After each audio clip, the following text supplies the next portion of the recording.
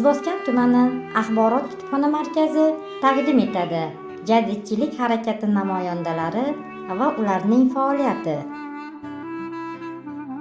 Jadidchilik dastlab 19-asrning 80-yillarida Qrimda Ismoilbek Gaspirinskiy rahbarligida Qrim tatarlar o'rtasida vujudga keldi.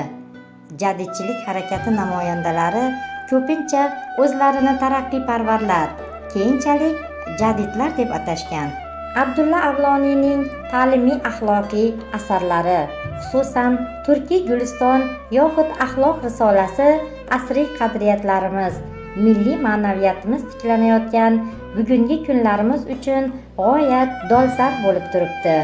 Ushbu 2-jilddan o'rin olgan Afg'on sayohati kundaliklari xiyonat va aldov, qilich va qon bilan dunyoga kelgan Qizil saltanatning fojialariga to'la 1919-yili haqidagi yorqin hujjatdir.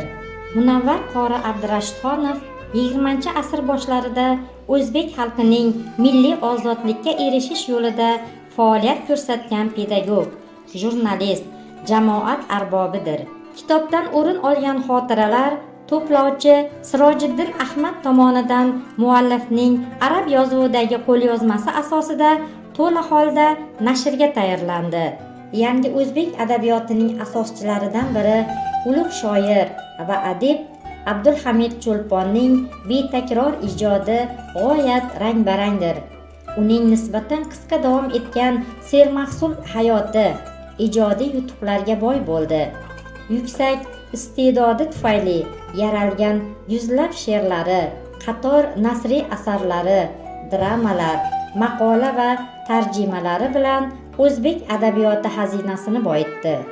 Jadidchilik yoki jadidizm 21-asr oxiri, 20-asr boshida Turkiston, Kavkaz, Qrim, Tatariston hayotida muhim ahamiyat kasb etgan ijtimoiy, siyosiy, ma'naviy, ma'rifiy siyosiy harakat hisoblanadi. Ular Turkiston xalqlarini savodsizlik, qullik, qashshoqlikdan, Chor hukumati mustamlakachiligidan qutqarishga bel bog'laganlar va shu yo'lda yoshlar asosiy kuch bo'lganini tushunib, ularning saviyasini oshirish uchun ko'p sa'y harakatlar qilganlar.